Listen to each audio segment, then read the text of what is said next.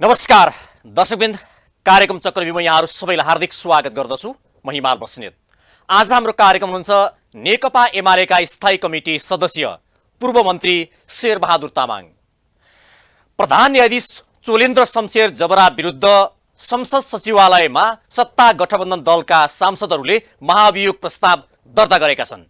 अब लामो समयदेखि प्रधान न्यायाधीशका विषयमा विवाद चलिरहेको थियो र नेपाल बार एसोसिएसनले लामो समयदेखि आन्दोलन गरिरहेको थियो। अब यो पारित गर्नको लागि संसदको 2/3 बहुमत चाहिन्छ र नेकपा एमालेले महाभियोग प्रस्ताव पारित गर्नको लागि समर्थन गर्छ कि गर्दैन त? नेकपा एमालेको धारणा के हो र एमसीसीको विषय र चुनावका विषयमा छलफल गर्छौं। आउनुहोस् कार्यक्रममा अतिथिलाई हार्दिक स्वागत गरौं। स्वागत छ कार्यक्रममा। नमस्ते। अब छलफल प्रारम्भ गरौं। प्रधान न्यायाधीशका विषयमा लामो समयदेखि विवाद जारी थियो र सत्ता गठबन्धन दलका सांसदहरूले महाभियोग प्रस्ताव संसद सचिवालय पेश गरेका छन्। नेकपा एमालेले अब यो पारित गराउनको लागि तपाईहरुको भूमिका अनिवार्य रह्यो, पारित गर्नको लागि सहयोग गर्छ हैन त? हामीसँग यो विषयमा कुनै छलफल भएको छैन र महाभियोग प्रस्ताव कुन बेला आयो भन्दा मुलुक कमसेकम अब राजनीतिक स्थिरतातर्फ अलि निर्वाचन पनि घोषणा गरेर एक खालको चाहिँ अब निर्वाचन, स्थानीय तहको निर्वाचन, त्यसपछि अरू सबै राजनीतिक गतिविधिहरू चाहिँ एउटा ट्र्याकमा आउँछ कि आशा पलाउँदै थियो। फेरि एकाएक महाभियोग प्रस्ताव भनेर मुलुकलाई द्वन्द्वतर्फ धकेल्ने र अस्थिरतातर्फ धकेल्ने जुन खालको प्रपञ्च अहिलेको सत्ता गठबन्धनले गर्यो, यो गम्भीर छ। यसले मुलुकलाई निकास दिँदैन, न्याय क्षेत्रलाई पनि पङ्गु बनाउँछ। अब कार्यपालिका व्यवस्थापिका त चलेकै छैन। त्यसो भएको हुनाले अहिले भइरहेको राजनीतिमा झन बढी न्याय क्षेत्रलाई राजनीतिमा तानेर घिसारेर, हिजो घिसार्नुभयो, अहिले थप अझै पनि त्यो घिसारेर मुलुकलाई द्वन्द्वतर्फ धकेल्ने प्रपञ्च भए केही होइन। तपाईहरुले भन्नुभएको थियो अब अहिले सत्ता गठबन्धनले महाभियोग प्रस्ताव पेश गर्योस् न, हामी निर्णय लिन्छौं, या चाहिँ अदालत चाहिँ दूषित भयो, अदालतभित्र धेरै चाहिँ राजनीति भयो भनेर तपाईहरु भन्नुहुन्थ्यो। अब सत्ता गठबन्धनले यो महाभियोग प्रस्ताव पेश गरेपछि तपाईहरुले पारित गर्न सहयोग गर्नु पर्दैन? ठिक छ, महाभियोग प्रस्तावको बारेमा हाम्रो आफ्नै मत छ। त्यसो हुँदाखेरि अदालत न्यायालयभित्र कोही एउटा पात्र दुईटा पात्रलाई कारबाही गरेर त्यहाँको पखालिदैन, त्यहाँभित्र धेरै विसङ्गतिहरू सुरु भएको छन्। त्यसैले हाम्रो कुरो त हामीले प्रधान न्यायाधीश सहित अरू थप 4 जना, त 5 जनाको महाभियोगको कुरा गरेका हौं र 5 जनाको अरू थप 4 जनाको लागि पनि महाभियोग हामी दर्ता गर्न सक्छौं। त्यसो भएको हुनाले त्यसमा समर्थन गर्ने हो भने यो महाभियोगको बारेमा हामी छलफल गर्न सक्छौं। एउटा छलफलको विषय र मैले यस्तो तपाईलाई 20 प्रश्न के गरे भने तपाईहरुले लामो समयदेखि एमालेलाई एउटा आरोप के लाग्यो भने एमालेले घुमौरु ढंगबाट महाभियोग प्रस्ताव भनौं या चाहिँ प्रधान न्यायाधीशलाई जोगाउने खेल खेलिरहेको छ भन्ने तपाईहरुलाई आरोप लागेको थियो। यति बेला यो आरोपलाई पुष्टि गर्ने, यसलाई चाहिँ गलत भनेर साबित गर्ने बेला तपाईहरुको आएको छ। यति बेला तपाईहरुलाई लागेको आरोप महाभियोग प्रस्ताव दर्ता गरेर हामी पारित गर्न तयार छौं भन्ने ढंगले तपाईहरु अघि बढ्नुहुन्छ होला। अनि हामीले सुरुदेखि नै के भनेका थियौं भने न्यायालयलाई न्याय क्षेत्र सुधार्ने हो भने कुनै एउटा पात्रलाई कारबाही गरेर अथवा महाभियोग लगाएर मात्र त्यो न्याय क्षेत्र सुध्रिँदैन। हाम्रो दृष्टिकोण पहिलेदेखि नै त्यही थियो, हामीले त्यही भन्दै आछौं। त्यसो हुँदा अहिले सुरुमा प्रधान न्यायाधीश सहित अरू 4 जना गर्दा 5 जनाको महाभियोगको बारेमा हामीले कुरा गरेकै हौं, हाम्रो दृष्टिकोण राखेका हौं। 5 जनाको महाभियोगको कुरा हुन्छ, ओके, हामी पनि त्यसमा छलफल गर्न सक्छौं, हाम्रो दृष्टिकोण बताउन सक्छौं, हामी त्यसमा पोजिटिभ हुन सक्छौं। होइन भने हामी यो अहिले जुन ढंगले छापामार शैलीमा मुलुकलाई द्वन्द्वको चक्रव्यूहमा फसाउने, तपाईको कार्यक्रमै चक्रव्यूह, द्वन्द्वको चक्रव्यूहमा फसाउने नियतका साथ जसरी आएको छ, यस्तो कुराप्रति चाहिँ हाम्रो सहमति छैन र महाभियोग चाहिँ सर्वोच्चको अरू थप 4 जना सहितको महाभियोग र त्यसो हुँदा सभामुख समेत पनि त्यहाँ बस्न लायक हामी देखिरहेका छैनौं। सम्भवतः नेकपा एमालेले यी सबै कुराहरुमा डिसिजन लिन्छ होला। महाभियोग नै कुरा गर्दाखेरि यी सबै कुराहरुमा सबै पोजिटिभ हुने भने ओके, हामी पनि छलफल गर्न तयार छौं। होइन भने यस्तो ढंगले चाहिँ मुलुकलाई द्वन्द्वमा फसाउने तरिकाले स्थानीय निर्वाचन नगर्नको लागि गरिएका यी यस्ता खालका चाहिँ गतिविधिप्रति हाम्रो समर्थन हुँदैन। जस्तै तपाईहरुले भन्नुभएको चाहिँ पहिलादेखि नै अन्य 4 जना न्यायाधीशहरुलाई नि महाभियोग लगाउनु पर्छ भन्ने तपाईहरुको माग पनि थियो। अब ढिलै भए पनि यो सत्ता गठबन्धनले प्रधान न्यायाधीशका कारणले गर्दा अदालत चाहिँ द्वन्द्वको भुमरिया पर्यो या चाहिँ विभिन्न किसिमका चाहिँ राजनीतिक दाउपेच साध्ने एउटा चाहिँ खेल मैदान जस्तो पनि बन्यो भन्दाखेरि ढिलै भयो नि राम्रै काम गर्यो भन्ने चाहिँ लाग्दैन? प्रधान न्यायाधीशका कारणले होइन, प्रधान न्यायाधीश र अन्य न्यायाधीशहरूलाई पनि राजनीतिमा तानेको कारणले हो। र राजनीतिमा तानेको चाहिँ यो अहिलेको सत्ता गठबन्धनका नेताहरूले हो। त्यसैले हिजो काम छैन्जेल माडो नत्र ठाडो भन्ने चाहिँ अहिले भएको उहाँहरूको के स्वार्थ मिलेन। हिजो तपाईँको चाहिँ परमादेश गरी चाहिँ हाम्रो सरकारलाई ढाल्ने काममा लाग्दाखेरि उहाँहरूको स्वार्थ मिलेको थियो होइन। अहिले के मिलेन उहाँहरूको? नमिलेको त स्थानीय तहको निर्वाचन हो। अहिले स्थानीय तहको निर्वाचन 30 गते अब वैशाखभित्रै गर्न तयार, त्यो भाड्ने प्रपञ्च हो। किनभने स्थानीय घोषणा गरिसकेको छ, अब यस्तो सबै कुरा थाहा छ कि मिति घोषणा गर्ने पनि अब हामीले प्रेसर गऱ्यौँ, तल आन्दोलन हुन थाल्यो, जनताको पनि आम जनताको प्रेसर थियो, कानुन संविधानले पनि नि तपाईँको चाहिँ वैशाखभित्रै निर्वाचन गर्नुपर्ने चाहिँ बाध्यकारी स्थिति थियो। र नेपाली कांग्रेस आफैमा एउटा म लोकतान्त्रिक पार्टी हुँ नि त, म त लोकतन्त्रको विषयमा होइन आवधिक निर्वाचनको पक्षमा छु नि भन्ने उसको हिजोको छवि र त्यो छवि कहीँ धुमिल हुन्छ कि कहीँ त्यो माथि चाहिँ निर्वाचन सार्दाखेरि एक दिन मात्र सार्दा पनि निर्वाचनको चाहिँ आवधिक निर्वाचनको विपक्षमा कांग्रेस उभियो भन्ने खालको मनोविज्ञान जाने भावले ऊ बाध्य थियो 30 गते नै घोषणा गर्नु पर्थ्यो, घोषणा गर्यो। अनि उहाँहरूको बिचमा खास गरी अब देउबा प्रचण्ड र माधव नेपाल तीनजनाको बिचको आन्तरिक सहमति के हो भने अदालतलाई देखाएर मुद्दा हाल्ने, अदालतमा चाहिँ फैसला गराएर अनि फेरि निर्वाचन सार्ने गरी उहाँहरूको प्रपञ्च थियो। त्यो प्रपञ्च अदालतबाट त्यो उहाँहरूले चाहिँ गरेको जुन तयारी थियो त्यो तयारी अदालतबाट भएन। त्यो नभएपछि पछिल्लो स्टेप भने चाहिँ प्रधान न्यायाधीशमाथिको महाभियोग भने चाहिँ उहाँहरूको बाहिर जे आरोप लगायो भने अहिले पछिल्लो चाहिँ उहाँहरूलाई त्यसप्रति निर्वाचन सार्ने कुरामा त्यो अदालतले बोल्दै हुन्थ्यो भन्ने उहाँहरूको थियो। नबोलिसके पछाडि उहाँहरूले त्यो ढङ्गले आएको र निर्वाचनलाई बिथोल्नलाई गरिएको प्रयत्न हो, त्यो सफल हुँदैन। हामी एउटा प्रश्न मैले तपाईँलाई के राखेँ भने अब जस्तो तपाईँले भन्नुभयो अब लामो समयदेखि नेपाल बार एसोसिएसनले पनि यस विषयमा त विरोध प्रदर्शन गरिएको छ, लामो समयदेखि आन्दोलनमै थियो र कानुनविदहरूले पनि प्रधान न्यायाधीशले गलत काम गर्नुभयो, विभिन्न किसिमका भ्रष्टाचारका चाहिँ उहाँलाई आरोप पनि लगाए र यो सम्बन्धमा यी सबैले विरोध गरिरहँदाखेरि नेपाली कङ्ग्रेसले महाभियोग प्रस्ताव या गठबन्धनले महाभियोगको प्रस्ताव दर्ता गर्यो, तपाईँलाई फेरि पारित गराउन भूमिका खेल्नु भएन भने एमाले बचायो भन्ने फेरि अर्को आरोप लाग्ने भएन? होइन, यस्तो हो। खास गरी तपाईँको चाहिँ हामीले 5 जना न्यायाधीशकै कुरा गरेका छौँ प्रधान न्यायाधीश सहित। त्यो 5 जना न्यायाधीशलाई महाभियोग अब उहाँहरूले लगाउनुहुन्न भने सम्भवतः हामीले दर्ता गर्छौँ होइन। त्यसलाई त्यसमा प्याकेजमा छलफल हुन्छ होइन। यसरी चाहिँ तपाईँ एकाएक हामीले कुरा पनि गरेका थियौँ, दलहरूको बिचमा एउटा वार्ता त हुन्छ नि। हामी हाम्रो प्रदेश स्तरका कार्यक्रमहरूमा हुन्छौँ केही दिन, त्यस पछाडि अरू विषयहरूमा छलफल गरौँला, संसद सुचारू गर्ने सम्बन्धी छलफल हुन्छ भन्ने कुरामा हामी सकारात्मक ढङ्गले अगाडि बढाएको थियौँ। निर्वाचनको तिथि घोषणा गरे पछाडि कमसेकम राजनीति अलिकति ट्र्याकमा आउँछ कि भन्ने आशा पनि थियो, जनताले एउटा आशा जगाएको थियो। तर एकाएक तपाईँको चाहिँ यसरी आउने कुरा त हामीले अनुमान पनि गरेका थिएनौँ र त्यसैले हामीले पनि अब बैठक 2 गते संसदीय दलको बैठक डाकेका छौँ र त्यो बैठकबाट केही निष्कर्षहरू निक्लिन्छ। सम्भवतः थप 4 जना न्यायाधीश र सभामुखमाथिको महाभियोग तपाईँहरूले दर्ता गराउनु अगाडि बढ्न सक्छ। अब अर्को विषय चाहिँ सभामुखले सर्वदलीय बैठक बोलाउनु भएको छ क्यारे भोलिकै लागि हो क्यार? त्यो सभामुखले बोलाएको सर्वदलीय बैठकमा तपाईँहरू सहभागी हुनुहुन्छ? हामी त्यसमा सहभागी हुँदैन। सम्भवतः सर्वदलीय बैठक पनि सर्वदलीय बैठक चाहिँ उहाँले डाक्ने भन्दा पनि उहाँ आफै अब उहाँको माथि नै प्रश्न छ हाम्रो। सम्भवतः अब सर्वदलीय बैठकमा जाने भन्दा उहाँको महाभियोग लगेर दर्ता गर्ने ठाउँमा हामी उभिन्छौँ होला। तपाईँहरू फरक ढङ्गबाट सभामुख सहित अन्य 4 जना सहित तपाईँहरू महाभियोग प्रस्ताव चाँडै हामी त्यो लिएर जाने सम्भावना बढी छ। त्यसै विषय छलफल होला। हामी त्यही बिचमा छलफलमा छौँ। अहिले पार्टीको चाहिँ आज 1 गते साँझ पार्टीको चाहिँ पदाधिकारी बैठक पनि बस्दैछ र यसले केही निष्कर्षहरू निक्लिन्छ। 2 गते चाहिँ हामी 11 बजे संसदीय दलको बैठक बस्दैछौँ। त्यहाँ चाहिँ नेतृत्वले केही निष्कर्षहरू सुनाउँछन् र सम्भवतः हामी यो दिशातर्फ ओरिएन्टेड छौँ। विषय कसरी मोडियो भने तपाईँहरूले भन्नुभयो प्रधान न्यायाधीशलाई महाभियोग प्रस्ताव लगाउँदैमा त्यो पारित हुँदैमा न्यायालय सुधार हुँदैन भन्नुभयो। फेरि अन्य 4 जना न्यायाधीशलाई तपाईँहरूले महाभियोग प्रस्ताव अगाडि बढाउँदाखेरि या सभामुखलाई महाभियोग लगाउँदाखेरि न्यायालय सुधार पनि हुन्छ, यो कार्यपालिका नि सुधार हुन्छ, व्यवस्थापक नि सुधार हुन्छ। 100% सुधार हुन्छ हामी दाबी गर्दैनौँ। हामी कमसेकम त्यसको स्टेपतर्फ अगाडि जान सक्छौँ र केही स्टेपहरू चाहिँ अलि बोल्डली अगाडि आउँछ कि भन्ने एउटा चाहिँ हाम्रो आकाङ्क्षा हो। तर पनि नेपाली जनताले अहिले न्याय क्षेत्रबाट न्याय पाइरहेको महसुस गरेकै छैनन्। न्याय यति महँगो भएको छ, न्याय यति किनबेच भएको छ, होइन? तपाईँको चाहिँ कुनै एउटा चाहिँ क्लाइन्टको कुनै मुद्दा पर्यो, उसले वर्षौँसम्म मुद्दा उसको छिन्दैन र अब बारका साथीहरू आन्दोलन गरिराख्नु भएको छ। सबै अब तपाईँ अधिवक्ताजीहरू बारकै सदस्य हुन् र तर क्लाइन्टमाथिको गरिने व्यवहार न त कुनै कानुनले पनि छेक्दैन। क्लाइन्टमाथि चाहिँ तपाईँको चाहिँ एउटा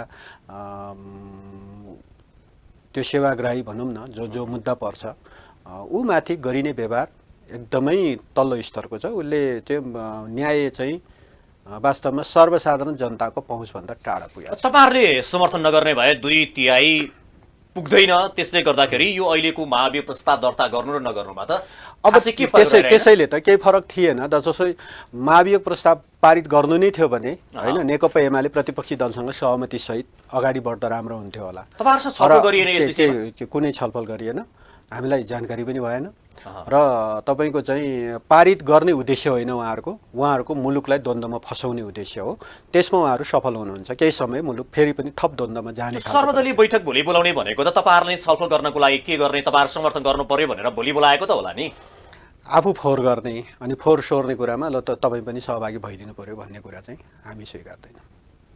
उहाँहरूले गरेको फोहोरलाई स्वीकार्ने एमाले चाहिँ सफा गरिदिनुपर्छ, हामी त्यसमा सहभागी हुँदैनौँ। फोहोर सफा गर्नु पर्यो भने तपाईँहरूले न्यायालयभित्रको अब 4 जना सहितको र सभामुख सहितको न्यायालयको कतिपय कुराहरूलाई अब त्यसैले हामी के भनिरहेका छौँ भने नेपाली जनतासँग आगामी निर्वाचनमा 2/3 दिनुहोस्। हामीले फेरि हामीलाई मात्र दिनुहोस् भन्ने होइन, अरू कसैले अर्को पार्टीलाई दिन्छ भने उसलाई 2/3 दिनुहोस्, सकेसम्म हामीलाई दिनुहोस् भन्ने हो नि? त्यो त हामी माग्छौँ होइन। किनभने न्याय क्षेत्र नसुधारिकन, मैले अघि नै भने नि कि न्याय क्षेत्रभित्र जनताको सर्वसाधारण जनताको पहुँच छैन, सत्य कुरा हो। एउटा सामान्य तपाईँको चाहिँ केसमा मुद्दा पर्यो कुनै सर्वसाधारण जनताको भने न्यायालयले न्यायाधीशले के गर्छ, तर उसकै तपाईँको चाहिँ उसले राखेको चाहिँ उसको आफ्नो पक्षको चाहिँ अधिवक्ता होइन, आफ्नो पक्षको वकिलले समेत पनि त्यो सर्वसाधारण जनतालाई राम्रो गरिरहेको छैन। यो चाहिँ मान्छेले भोगिरहेको छ। त्यसैले न्यायलाई तपाईँको नसुधारिकन न्याय क्षेत्र अरू कुनै पनि क्षेत्र सुध्रिँदैन। फेरि 2/3 बहुमत आयो भने न्यायालय सुध्रिला या अन्य क्षेत्रहरू सुध्रिला भनेर आश गर्ने आधार त रहेनन्। हिजो त्यसो गर्दा होइन, त्यसो गर्दा आधार पनि छैन। 2/3 थिएन हिजो, त्यो भन्नलाई भनिने विषय हो। हिजो तपाईँको चाहिँ सबभन्दा ठुलो दल नेकपा एमाले हो, त्यसको 121 थियो र त्यसमा केही साथीहरू अब नेकपालाई दिएको 2/3 भनेको मैले त, र नेकपाको पनि 2/3 थिएन, नेकपाको 2/3 थिएन र त्यसैले अब बहुमत हो होइन, बहुमत हो, कम्फर्टेबल बहुमत थियो। त्यसैले 2/3 थिएन। 2/3 हुँदाखेरि हामीले संविधानको कतिपय प्रावधानहरूलाई सच्याउन सक्छौँ, कानुनहरूलाई छिटो ढङ्गले पास गर्न सक्छौँ र जनताले न्यायबाट जुन पीडित भएको छ जनता र त्यो कुरालाई हामीले एकदम चाहिँ कानुनबाट चाहिँ सम्बोधन गर्न सक्छौँ र जसरी महँगो भएको छ न्यायभित्र भ्रष्टाचार भएको छ, न्याय चाहिँ किनबेचमा चलेको छ, यो कुरालाई अन्त्य गर्न सक्छौँ र जनता र कुनै पनि तपाईँ भनौँ न राज्यको कुनै पनि अङ्गले कुनै व्यक्तिले बदमासी गर्यो, भ्रष्टाचार गर्यो, अन्याय गर्यो भने उसलाई अदालतमा पुर्याउन साथ त्यो बदमासी गर्ने, भ्रष्टाचार गर्ने, अन्याय गर्ने माथिको कडा कारबाही भयो भने, अदालतबाट फैसला भयो भने अनि कोही मान्छेले अर्को फेरि गर्दैन नि त त्यो काम।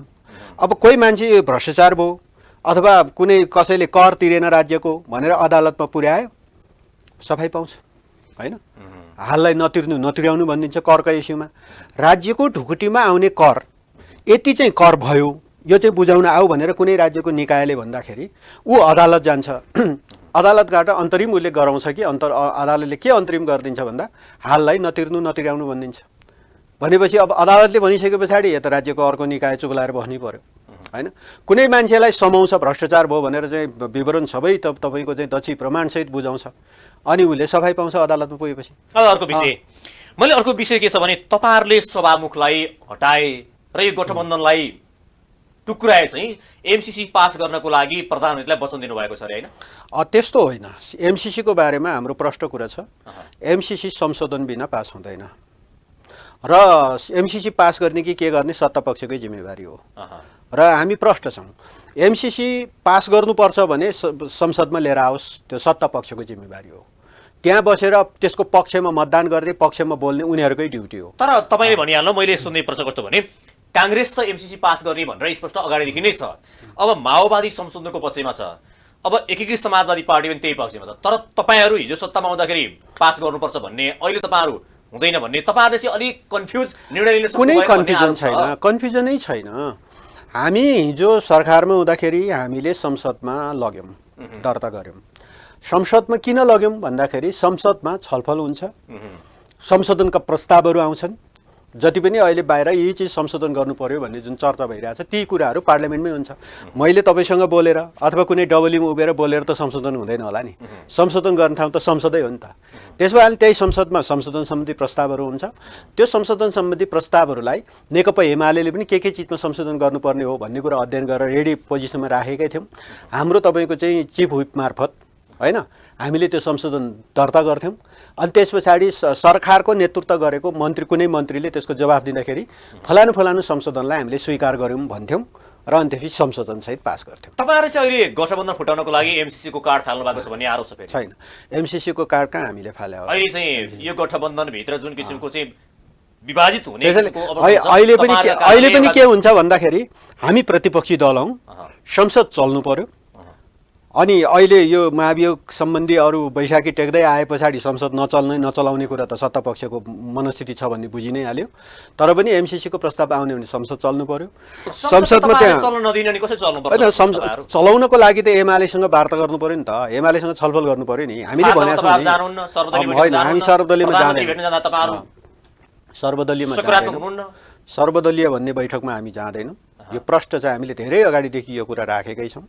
तर तपाईँको चाहिँ नेकपा एमाले प्रतिपक्षी दल हो, प्रतिपक्षी दल र सत्तापक्षको बिचमा वार्ता हुन्छ। अलिकति नबुझेको चाहिँ तपाईँहरू छलफल गर्ने, परामर्श गर्ने, निष्कर्षमा निकाल्ने त वार्ताबाटै हो, छलफलबाटै हो। अनि सर्वदलीय बैठकमा नगएपछि होइन, वार्ता यस्तो हो, वार्ताको चाहिँ यो बिचमा कुनै छलफल वार्ता संवादहीनता भयो, मुलुक चाहिँ स्ट्याग्नेसनमा गयो।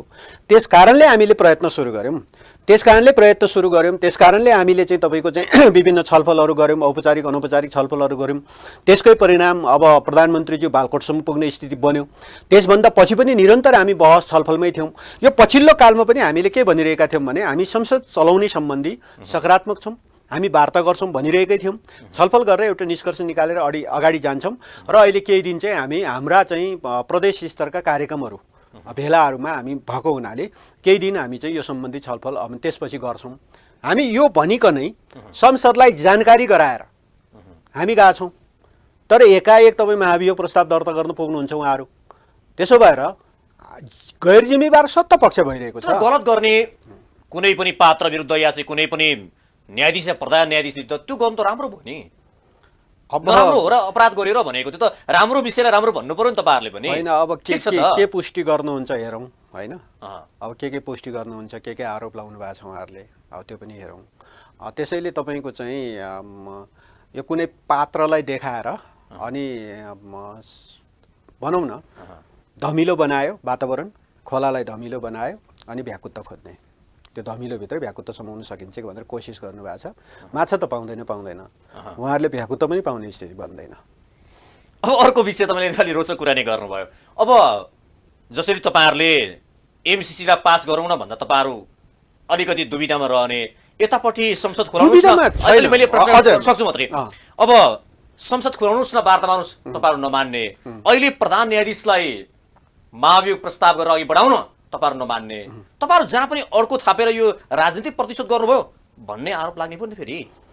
संसद खुलाउनुहोस् न, खुलाउनको लागि वार्तामा आउनुहोस् न, हामी प्रतिपक्षी हौँ, प्रतिपक्षी दलको हैसियतले वार्तामा बस्छौँ, पटक पटक भनेका छौँ।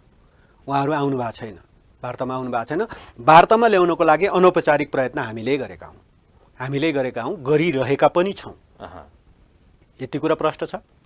पार्लियामेन्टमा एमसिसी लिएर आउनुहुन्छ, सत्तापक्षको जिम्मेवारी हो। एमसिसी लिएर आएपछि पास गर्ने, लिएर आउने हो नि, फेल गर्न त ल्याउँदैन नि सत्तापक्षले आफ्नो विधेयक। होइन, फेरि म अघिल्लो उत्तरमा फेरि दोहोऱ्याउन चाहन्न। मैले भनिसकेँ नि, संसद चल्नलाई आऊ त भनिसकेका छौँ नि त, एमालेसँग वार्ता गर्न आऊ। वार्ता गर्न गयो होइन, तपाईहरु आउनुहुन्न। एमालेसँग वार्ता गर्न आऊ, एमाले प्रतिपक्षी दलको हैसियतमा वार्तामा बस्छ, कुनै एउटा दलको हैसियतमा मात्र होइन, प्रतिपक्षीको हैसियतमा वार्तामा बस्छ।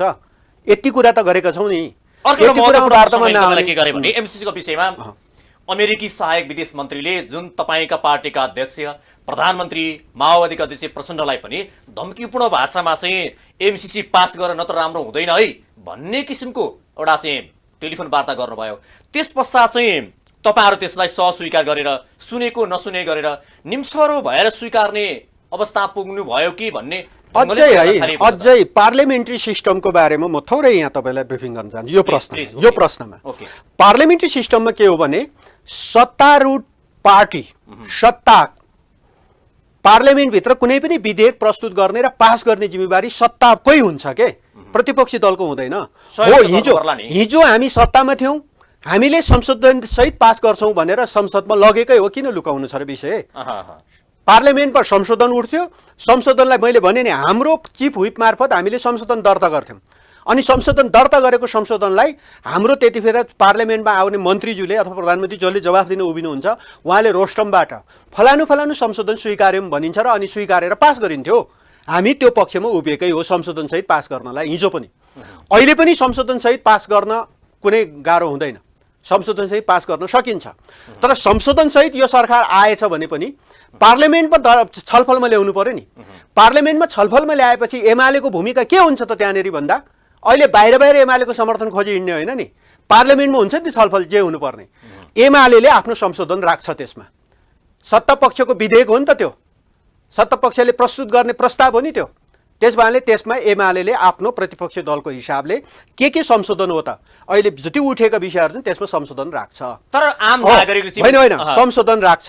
संशोधन राखेपछि त्यो संशोधन हामीले स्वीकार गर्यौं भनेर रोस्टमबाट भनियो भने हामी पक्षमा हुन्छ भन्दैनौँ, फेरि पनि हामी मौन बस्छौँ। हुन्छ भनेर पास गर्ने जिम्मेवारी सरकारकै हो, तर हामीले राखेको संशोधन पनि स्वीकार्दैन। जसरी तपाईँले आम नागरिक जोड्नु भने हो, नागरिकले भनिरहेकै क्वेसनमा हामीले संशोधन राख्ने हो नि, तिनै नागरिकले जे भनिरहेको छ त्यही कुरामा उभिएर हामीले संशोधन राख्ने हो नि। त्यही संशोधन सहित आयो भने हामी मौन बस्छौँ, हुन्छ भनेर फेरि पनि भन्दैनौँ। तर जस्ताको तस्तै आयो भने विपक्षमा मतदान गर्छौँ नि हामी। यति कुरा प्रश्न छ नि, हिजो पनि त्यही हो, अहिले पनि त्यही हो। त्यसले एमालेलाई भोलि फेर्यो के गर्यो के जरुरी छ? हामीले हिजो पनि पार्लियामेन्टमा किन लग्या भन्दाखेरि संशोधन सहित पारित गर्न लगेको सिद्धा छ। होइन, संशोधनको कुरा आएको थियो त्यति बेला त पारित गर्न गरेको भनेर तपाईका पार्टीका अध्यक्षले चाहिँ सभामुखप्रति पार्लियामेन्टमा प्रस्तुत गरेपछि अनि संशोधन कहाँ हुन्छ? तपाईँ र म यहाँ बहस गरेर संशोधन हुन्छ? कसैले डबलीमा भाषण लाएर संशोधन हुन्छ? कसैले स्ट्याटस हालेर संशोधन हुन्छ? संशोधन गर्ने ठाउँ त त्यही हो नि त, पार्लियामेन्टै हो नि। अनि पार्लियामेन्टमा त्यो प्रस्ताव प्रस्तुत भए पछाडि संशोधन हुने कि नहुने विषय तपाईहरुले बेला उठाउनु भएको थियो सत्तामा छँदाखेरिको नेकपा एमाले त्यति बेला नेपाल कम्युनिस्ट पार्टी नेकपा थियो, एउटा कार्यदल बनाएर त्यसले यो सम्बन्धी के चीज अध्ययन गर्ने भनेर अध्ययन कार्यदल समेत बनाएर संशोधन सहित जाने कतिपय प्रावधानहरूको बारेमा अध्ययन गरिरहेको विषय हो नि। अब अहिले मैले दोस्रो प्रश्नको जवाफ दिनुला। मैले दोस्रो तपाईलाई प्रश्न गरेको थिएँ, अमेरिकाका अधिकारी विदेश सहायक विदेश मन्त्रीले दिएको धम्कीपूर्ण भाषा छ, तपाईहरु त्यसलाई सुनेको नसुने गरेर स्वीकार्ने अवस्थामा पुग्नु भएको हो त? भाषा चाहिँ के कोकोललाई फोन गरेर फोनमा के बोल्यो त्यसको फेरिस्त त हामीसँग छैन हैन। कोकोललाई धम्की लगायो कि लगाएन हैन। एउटा चाहिँ तपाईको चाहिँ एउटा कुरा सत्य हो, यति कुरा आम नागरिकले बुझ्न जरुरी छ। नेपाल मुलुक अहिले विश्व नै बाँडिएको बेलामा नेपाल अहिले विगतदेखि मनोविज्ञानको हिसाबले कुन धुरीको अन्तर्गत छ, कुन धुरीको, यति कुरा बुझ्न जरुरी छ। नेपालको ग्लोबल चाहिँ तपाईको चाहिँ पोलिटिक्समा नेपाल अहिले कुन धुरीको अन्तर्गत छ, कुन धुरीको अन्तर्गत छ, यति कुरा बुझ्नुपर्छ। सबैले बुझेकै छ। हामी तुलनात्मक रूपमा हामीले कुनै विश्वमा हिजो दुईटा ध्रुव थियो, रसियन ध्रुव र अमेरिकन ध्रुव। त्यति हुँदा हामी रसियन ध्रुवले एकचोटि हामीलाई सपोर्ट गर्न थालेको पनि थियो महेन्द्र कालमा। जति बेला रसियनहरूले महेन्द्र राजमार्ग बनाउनेदेखि लिएर थुप्रै कतिपय उद्योगहरू खडा गरिदिने काम गरेको थियो। रसियनहरू पछि कमजोर हुँदै गयो र त्यो ध्रुवले नेपाललाई सपोर्ट गर्ने स्थिति बनेन र हामी पश्चिमा ध्रुवकै अमेरिकन ध्रुवकै छत्रछाया मुनि हामी पर्यौँ र जे आउँछ world bank ADB Japan JICA होइन तपाईँको चाहिँ युके एड युएस एड पश्चिमाहरूबाटै हो जर्मन होइन सहयोग यतैबाट हो र हाम्रो मित्र राष्ट्र चीन छ हामीसँग नजिकै हो अहिले विश्वको कुनै ध्रुवको चाहिँ नेतृत्व अगुवाई गरेर अगाडि आउन सकिन्छ कि भनेर चीन कोसिस गरिरहेको छ जसरी तपाईँ श्रीलङ्कालाई छाता उडाइदिएको छ त्यो आँटमा श्रीलङ्काले एमसिसी चाहिँदैन भन्ने ठाउँमा पुग्ने स्थिति पनि बन्यो कि श्रीलङ्काको विकास निर्माणमा चीनको निकै ठुलो सहयोग भएको छ अफ्रिकाका कतिपय मुलुकहरूमा चीनले आफ्नो प्रभाव विस्तार गरेको छ र त्यसो हुँदा अफ्रिकाको पनि केही मुलुकहरू अब अमेरिकन छातामा हामी रहँदैनौँ कि भन्ने तर्फ उनीहरू अगाडि बढेको तपाईले भन्न खोज्नु भएको चाहिँ होइन मैले भने सिधै भन्दैछु त म सिधै भन्दैछु सिधा चाहिँ अलिकति भन्न खोजेको कुरै होइन म सिधै भन्दैछु भन्ने लागेको छ त्यसो हुँदा तपाईँको चाहिँ म सिधै भन्दैछु त्यसो हुँदा नेपालको विद्युत विकासमा ट्रान्समिसन लाइन जरुरी छ ट्रान्समिसन लाइन कहाँ जोड्ने भन्दा भारतसँगै जोड्ने हो किन जोड्ने भन्दा नेपालको बिजुली बेच्नलाई नै हो बिजुली बेचेर धनी हुनिन्छ भन्ने पनि भाषण सुन्छु होइन्छ नेपालसँग त्यही बिजुली छ त्यही पानी छ त त्यो नबेचे के बेच्ने मैले सोचेको चाहिँ अरबले होइन म अझै भन्छु होइन ठिक छ म अझै भन्छु कि अरबको देशले जमिन मुनिबाट उसको चाहिँ समुद्र मुनिबाट तेल बेच्यो त्यो पनि प्राकृतिक स्रोत होला नि त्यहाँबाट चाहिँ डिजेल पेट्रोल निकालेर बेच्न मिल्छ भने नेपालबाट कलकल बग्ने नदीबाट बिजुली निकालेर बेच्न मिल्दैन हो बेच्ने नै हो तर त्यो बनाउनको लागि बेच्ने बाटो हाइवे चाहियो ट्रान्समिसन लाइन चाहियो अहिले एमसिसीको पैसाले ट्रान्समिसन लाइन बनाउने हो ट्रान्समिसन लाइन एमसिसीको पैसाबाट बन्दैन अथवा नलिउँ एमसिसी भन्यो भने नेपालले छुट्याउनु पर्यो पैसा यो चाहिँ संशोधन गरेर नेपालले छुट्याउनु होइन छोड्दिनु एमसिसीमा जुन बहस गरिरहेछौँ ओके ल नलिउँ तर 50-60 अरब अथवा 70 अरब रुपियाँ नेपाल सरकारले आफ्नो आन्तरिक स्रोतबाट छुट्याउँ अथवा मैले अघि धुरीको कुरा गरेँ मित्र राष्ट्र चीनले ल यो पैसा म दिन्छु भनौँ चीनले मानिलिउँ अहिले एमसिसीले दिने जति रकम मैले दिन्छु भन्यो भने नत्र हामी तपाईको चाहिँ हो भन्छौँ कहिले चीनको अलिकति दबाब छ भन्ने हो एकदमै यो यति कुरामा प्रष्ट हुनुहोस् हामी जुन दिन ग्रीन कार्डको भिसा लाग्छ त्यो दिन भोज लगाउने साथीहरू पनि एमसिसीको बारेमा नेगेटिभ लेखेको पनि देख्छु के नेगेटिभ लेखेको देख्छु त्यसैले एमसिसी चाहिँ के चिज हो भन्दा विकास परियोजना हो त्यो परियोजनाको भित्र लागेका कतिपय दफाहरू जुन दफाहरूले नेपालको संविधान कानुनभन्दा अलि माथि भयो कि त्यो कुराको पार्लियामेन्टमा संशोधन जरुरी छ त्यो संशोधन गरेर अगाडि बढ्न सकिन्छ फेरि पनि हामी सत्तापक्ष हौँ भने हामीले त्यो संशोधनसहित पारित गर्ने दायित्व र जिम्मेवारी हाम्रो हुन्थ्यो हामी प्रतिपक्षी हौँ अहिलेको सत्तापक्षले संशोधनसहित आउँछ हामी मौन बस्छौँ जस्ताको तस्तै नेपालको संविधान कानुन नेपालको सार्वभौम सत्ता यो माथि पनि तपाईको चाहिँ प्रश्न उठ्ने खालको दफाहरू सहित आयो भने विपक्षमै मतदान गर्छ के त तपाईले अहिले भन्न खोज्नुभएको चाहिँ आज एमसिसीको विषयमा नि व्यक्तिले कसले कहाँ के धम्की लगायो के लगायो अब चर्चा बढी गर्छौँ यसमा नगरे मैले यसमा बहस गरिन तपाईसँग मैले यो विषयमा अब प्रश्न नगरौँ चीनले अहिले एमसिसी को विषयमा अमेरिकी सहाय विदेश मन्त्रीले के भन्नुभएको छ भने त्यस विषयमा यदि तपाईहरुले एमसिसी पारित गर्नु भएन भने चीनको दबावमा परेर या चीनका कारणले भएन भनेर हामी बुझ्ने छौं भन्नुभएको छ भनेको चीनको दबाव या चाहिँ पास नगर भन्ने किसिमको त्यो दबाव चाहिँ आज नेपालमा छ। अब एउटा कुरा चाहिँ म के देख्छु भने जियो पोलिटिक्समा नेपाललाई प्रयोग गरेर नेपाललाई ढाल बनाएर अमेरिकाले हिँड्नु पर्ने अवस्थै होइन नेपाललाई ढाल बनाएर चीनले तेर्स्याउनु पर्ने अवस्थै होइन आजको टेक्नोलोजीको युगमा अमेरिका र चीन बीचको के सम्बन्ध हुन्छ उनीहरु नै गर्छ नि माथि माथि नै हामीलाई खेल मैदान नबनाइयोस् चीनले पनि नबनाओस् भारतले पनि नबनाओस् अमेरिकाले नि नबनाउनुहोस् र चीनसँगको सम्बन्धमा नेपाललाई ढाल बनाएर अमेरिकाले कुनै पनि शब्द प्रयोग गर्न मिल्दैन नेपाल जतिको राष्ट्रलाई हैन र चीनले पनि तपाईको चाहिँ भारतलाई देखाएर आफूले चाहिँ अर्को खालको कुनै गतिविधि नेपालमा गरिरहनु आवश्यकतै छैन उहाँहरु बीचको के सम्बन्ध छ के व्यापार छ के कूटनीतिक सम्बन्ध गर्छ उनीहरुकै स्तरमा हुन्छ नि अनि हामी पनि एकदम के न जिम्मेवार जस्तो चीनलाई हामीले चाहिँ जोगाइदिएको जस्तो भारतलाई हामीले जोगाइदिए अब चीनबाट चाहिँ भारत र अमेरिकालाई हामीले जोगाइदिए जस्तो के जरुरी छ त्यसो भएको हुनाले नेपाल एउटा यस्तो स्ट्र्याटेजिक पोइन्टमा चाहिँ छ तर पनि यो मुलुकको समृद्धि र विकासमा हात बढाउने मुलुकहरू वेलकम आउनुहोस् हामी भन्छौं किनभने हाम्रो उत्पादन त हामीले गरेनौँ नि। हामीभित्र आन्तरिक उत्पादन बढाएर हामी सक्षम भएका छौँ, धनी भएका छौँ। नेपालको पासपोर्ट देख्न साथ तपाईँको चाहिँ हरेक चाहिँ एयरपोर्टहरूमा नाङ्गे झार पार्छन्, सलाम गर्ने अवस्थामा पुगेका छौँ हामी। हामीसँग अलिकति समय कम भएको हुनाले म तपाईँलाई एउटा प्रश्न राखेँ एमसीसीको विषयमा।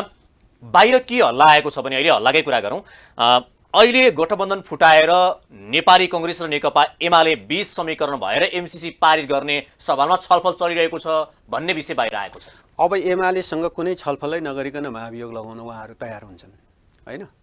अनि तपाईँले कसरी अनुमान गर्नुहुन्छ कि नेपाली काङ्ग्रेस र एमाले बाहिर आएको एक किसिमको हावा भन्छ नि त, यो किसिमको बाहिर कुरा आइरहेको छ अहिले। त्यसैले चाहिँ हाम्रो त कामना छ गठबन्धन नटुटोस्, उहाँहरूको जुनीको सम्बन्ध होइन। गठबन्धन टुटोस् भनेर धुपाला बस्नु भएको छ र तपाईँ? होइन होइन, हामी त्यस्तो उहाँहरूको एकदमै त्यो सम्बन्ध जुनी रहोस्, जुग जियोस्, हामी त त्यो त्यसरी पो धुप हालिरहेछौँ।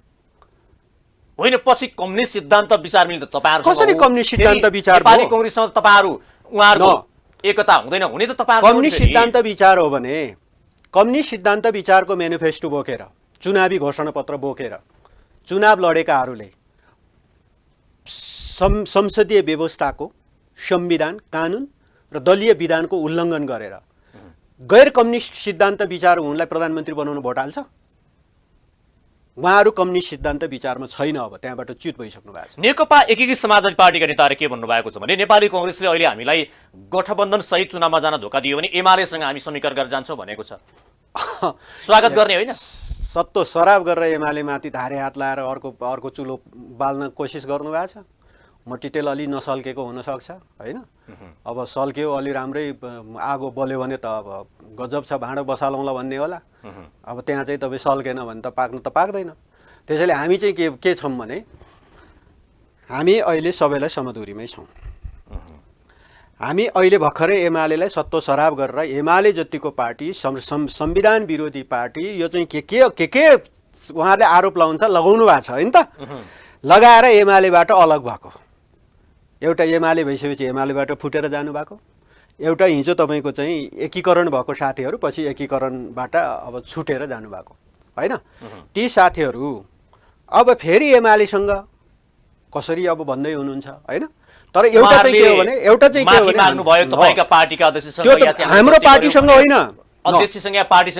मैले भने हामी त्यो पक्षमा छैनौँ। एमालेसँग माफी माग भन्दैनौँ हामी, उहाँहरू मागेर आउनु भयो भने नेपाली जनतासँग माफी माग्नुपर्छ। एमालेसँग होइन, नेपाली जनतासँग माफी माग्नुपर्छ। किन नेपाली जनतासँग किन भने तपाईँसँग असन्तुष्टि हो? हाम्रो नेकपा एमाले भए बापत भोट पाएकाहरू, कम्युनिस्ट भए बापत भोट पाएर जितेकाहरू, अनि कम्युनिस्टको सरकार ढाल्नको लागि अर्को काङ्ग्रेसलाई चाहिँ समर्थन गर्न जान्छ भने जनतालाई भोट माफी माग्नु परेन? नेपाली जनतासँग माफी माग्नुपर्छ। नेपाली जनतासँग माफी मागेर आए भने त्यति बेला सोच्न सकिन्छ। होइन, त्यति बेला एमालेको के हुन्छ भने त्यति बेला एमालेको दृष्टिकोण मैले के भने नेकपा एमाले एक्लै चुनाव लड्न काफी छ। उहाँहरू एकदम जुगको गठबन्धन बनोस् धुप हाल्दैछौँ हामी होइन।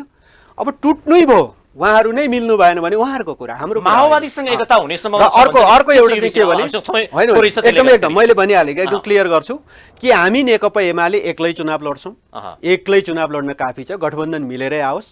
यद्यपि नेकपा एमाले अगुवाई गरिरहँदाखेरि कोही मान्छे कुनै दल विशेष नेकपा एमालेको पछि उभिन्छु नि त भन्यो भने पछाडि नउभि, हाम्रो लाइनमा नउभि चाहिँ भन्दैनौँ। कोही आयो भने तपाईहरु स्वागत नै गर्नुहुन्छ। कोही उभिन्छ, नेकपा एमाले अगुवाई गर्छ, त्यसको पछि उभिन्छु भन्यो भने त्यो उभिने शक्तिलाई हामीले साथै लिएर त्यो चाहिँ नेकपा यस बाहेकका अब चुनाव चाहिँ फेरि अनसर्टेन नै विषय हो, चुनाव अनसर्टेन विषय हो। तर अहिलेसम्मको मनोविज्ञान हेर्दा अब यस पार्टी माओवादीसँग हाम्रो धेरै नजिकको सम्बन्ध हुन्छ जस्तो चाहिँ मलाई लाग्दैन। हस्, कार्यक्रम आइदिनु भयो, महत्त्वपूर्ण विचार अमूल्य समयको लागि धन्यवाद छ। हजुर, धन्यवाद। आज हाम्रो कार्यक्रम हुनुहुन्थ्यो नेकपा एमालेका नेता पूर्व मन्त्री शेरबहादुर तामाङ। आजको कार्यक्रमको निर्धारित समय सकिएको छ। नमस्ते।